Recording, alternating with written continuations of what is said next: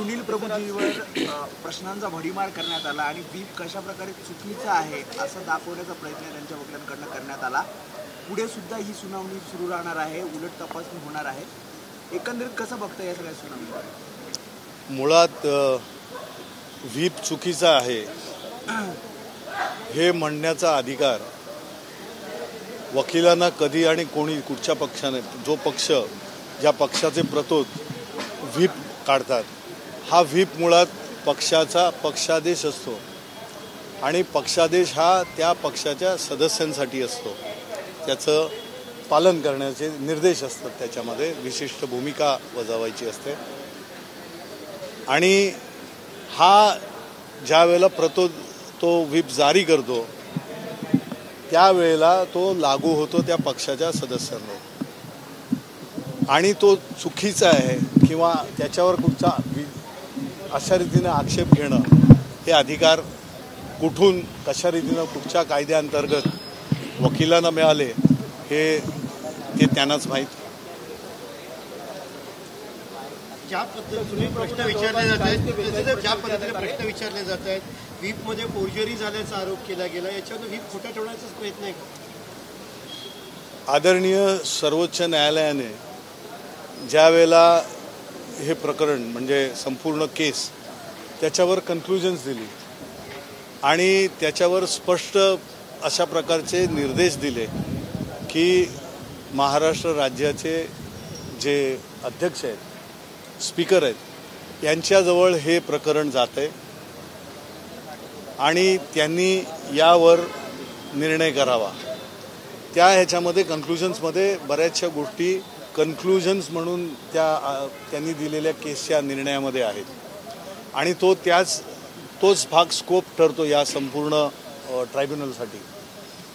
या ट्रायब्युनलने त्या प्रकारे हिअरिंग घ्यावं, त्या प्रकारचं युक्तिवाद व्हावा, त्या प्रकारे क्रॉस व्हावा। आज क्रॉस करताना विटनेस म्हणून सुनील प्रभू जे शिवसेना पक्षाचे आमचे प्रतोद आहेत, त्यांना ज्या पद्धतीनं प्रश्न विचारण्यात येत आहेत, त्या प्रश्न आता तुम्ही म्हणालात कितीतरी 42 प्रश्न 40-42 प्रश्न विचारले, तर त्या प्रश्नांमध्ये तोच प्रश्न रिफ्रेश करून वेगवेगळ्या पद्धतीनं विचारून की ज्या ह्याच्यामध्ये काही वेळेला अध्यक्ष महाशयांना सुद्धा त्या वकिलांना सांगण्यात आलं की त्यांनी ह्या गोष्टीचं उत्तर दिलं आहे, परंतु तरीही कारण मुळामध्ये आपण जर पाहिलं तर एखाद्या गोष्टीचं विषय असेल आपल्याला आणि त्याबद्दल जर त्या विषयाचे बद्दल प्रश्न विचारायचे असतील तर त्याचा एक अभ्यास असतो, आपण वाचतो, आपण त्या ह्याच्यामध्ये आपलं स्वतःचं हे करतो आणि मग प्रश्न फॉर्म्युलेट करतो स्वतःच।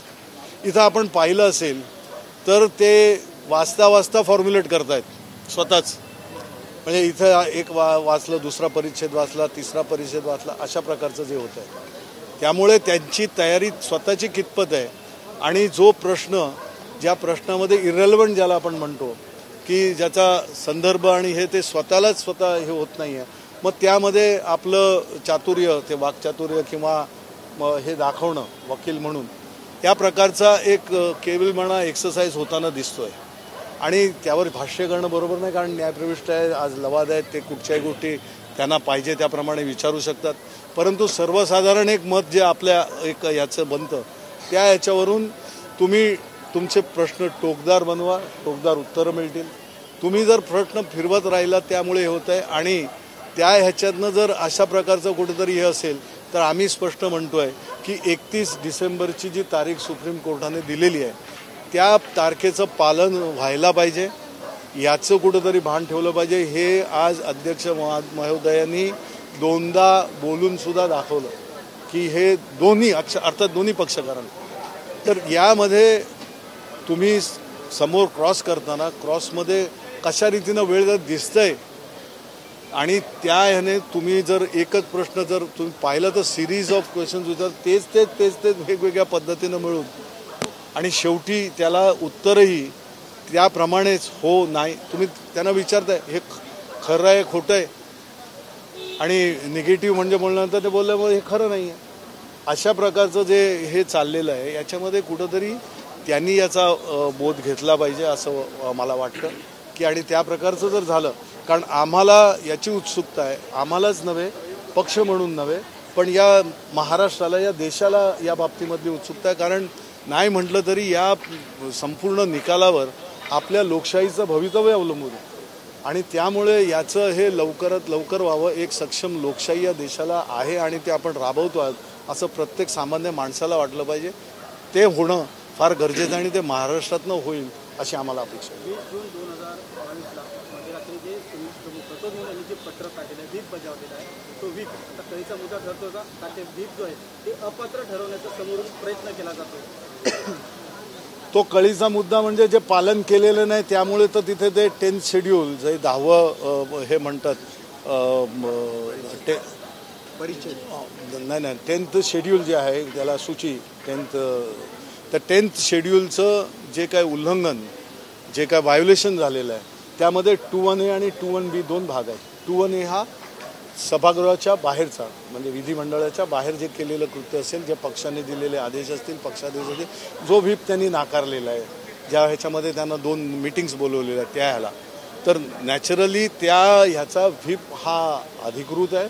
कारण सुनील प्रभू स्वतः तिथे डिपोज केलेलं आहे त्यांनी आणि त्या ह्याला त्यांनी केलेलं कृत्य न येणं, त्या ह्याला न हे करणं हे त्यानं केलेलं उल्लंघन आहे. त्यांनी voluntary it amounts to giving up the membership voluntary.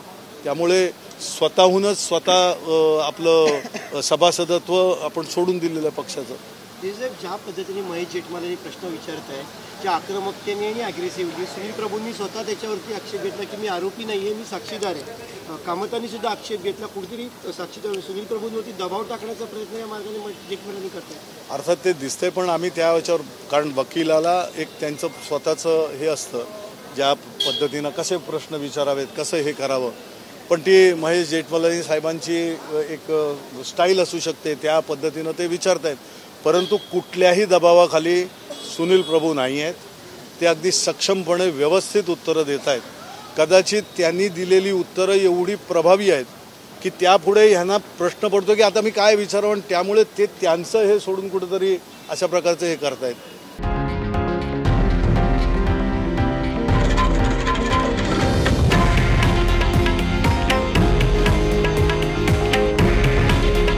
हे आहे देशातील नंबर 1 न्यूज नेटवर्क आणि आपण पाहत आहात TV9 मराठी. काळजी तुमची, हित महाराष्ट्राचं.